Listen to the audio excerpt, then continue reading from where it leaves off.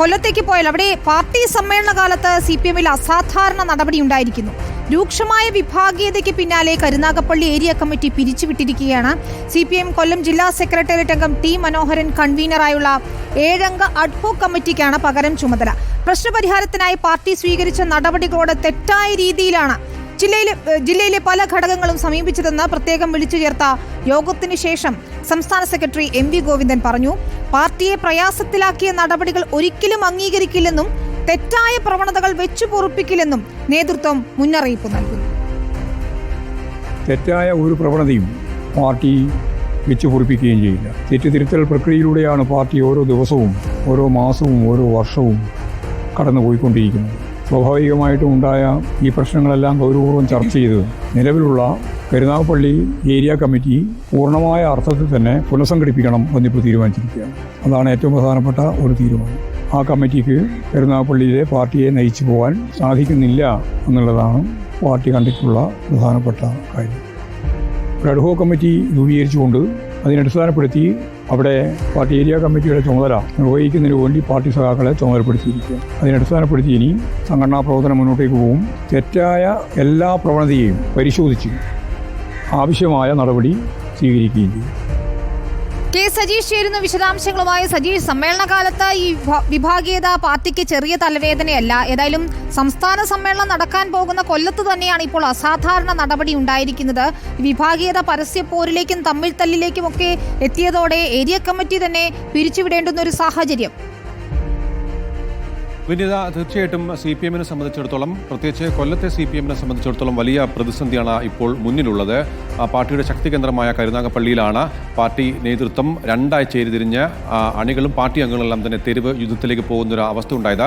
ഇതിൻ്റെ കൂടി ഭാഗമായിട്ടാണ് പാർട്ടി നേതൃത്വം മുന്നിലുള്ള പ്രതിസന്ധി പരിഹരിക്കാൻ വേണ്ടി അടിയന്തരമായ ജില്ലാ കമ്മിറ്റിയും ജില്ലാ സെക്രട്ടേറിയറ്റ് യോഗവും ഇന്ന് വിളിച്ചു ചേർത്തത്. CPM സംസ്ഥാന സെക്രട്ടറി MV ഗോവിന്ദൻ കൊല്ലത്തെത്തി ഈ രണ്ട് യോഗങ്ങളിൽ നേരിട്ട് പങ്കെടുക്കുകയും ചെയ്തു. ഈ യോഗത്തിൽ രൂക്ഷമായ വിമർശനമാണ് സംസ്ഥാന നേതൃത്വം ജില്ലാ നേതൃത്വത്തിനും ഒപ്പം തന്നെ കരുനാഗപ്പള്ളി ഏരിയ നേതൃത്വത്തിനുമെതിരെ നടത്തിയത്.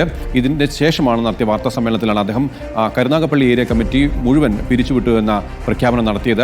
ഏറ്റവും പ്രധാനമായിട്ടും പാർട്ടി നേതൃത്വം മുന്നിൽ കാണുന്നത് ഈ കരുനാഗപ്പള്ളി ഏരിയ കമ്മിറ്റിക്ക് കീഴിലുള്ള 10 ലോക്കൽ കമ്മിറ്റികളിലും 7 ലോക്കൽ സമ്മേളനങ്ങൾ തർക്കം മൂലം നിർത്തിവെക്കേണ്ടി വന്നിരുന്നു.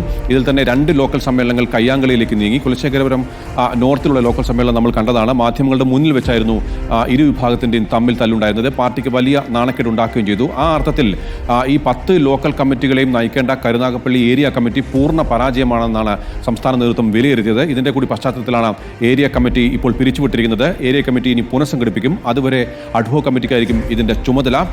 ഏരിയ സമ്മേളനം നടത്തേണ്ടതില്ല എന്നും CPM നേതൃത്വം തീരുമാനിച്ചതായാണ് വിവരം.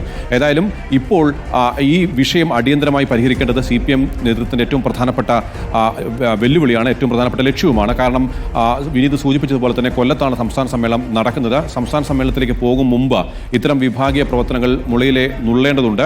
പക്ഷേ അതിന് എത്രത്തോളം CPM നേതൃത്വത്തിന് കഴിയും എന്ന് സംശയമാണ്. കാരണം കൊല്ലം ജില്ലാ സമ്മേളനത്തിലേക്ക് പോകുമ്പോൾ മറ്റ് ഏരിയ കമ്മിറ്റികൾ ഈ കരുനാഗപ്പള്ളി ഏരിയ സമ്മേളനം വിളിക്കാതെ ആ പ്രതിനിധികൾ പങ്കെടുത്തില്ലെങ്കിൽ പോലും മറ്റ് ഏരിയ കമ്മിറ്റികൾ ഈ വിമർശനം ഉന്നയിക്കാൻ സാധ്യതയുണ്ട്. അതുകൊണ്ട് ജില്ലാ സമ്മേളനത്തിലേക്കും ഈ വിഭാഗീയത എത്തുമോ എന്നൊരു ആശങ്ക സംസ്ഥാന നേതൃത്വത്തിനുണ്ട്.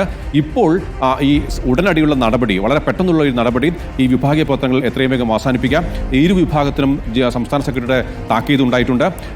ഒന്ന്, ഈ വിമത വിഭാഗം മുന്നോട്ട് വെച്ച ആരോപണങ്ങൾ സംസ്ഥാന നേതൃത്വം ചിലതെങ്കിലും മുഖവിലക്കെടുക്കുന്നുണ്ട്. അതുകൊണ്ടാണ് ഏരിയ കമ്മിറ്റി ഒന്നടങ്കം പിരിച്ചുവിട്ടത്. മറ്റൊന്ന്, ഇത്തരം തെറ്റായ പ്രവണതകൾ, അതായത് ഈ തെരുവ് പോരാട്ടം മാധ്യമങ്ങൾക്ക് മുന്നിൽ ജനങ്ങൾക്ക് നാണക്കേടുണ്ടാക്കി, പാർട്ടിക്ക് നാണക്കേടുണ്ടാക്കിയുള്ള ഈ തെരുവ് യുദ്ധം അംഗീകരിക്കാൻ കഴിയില്ല. അത്തരം പ്രവണതകൾ നടത്തിയ ആൾക്കാർക്കെതിരെയും കർശന നടപടി ഉണ്ടാകുമെന്ന് സംസ്ഥാന സെക്രട്ടറി പറഞ്ഞു കഴിഞ്ഞു.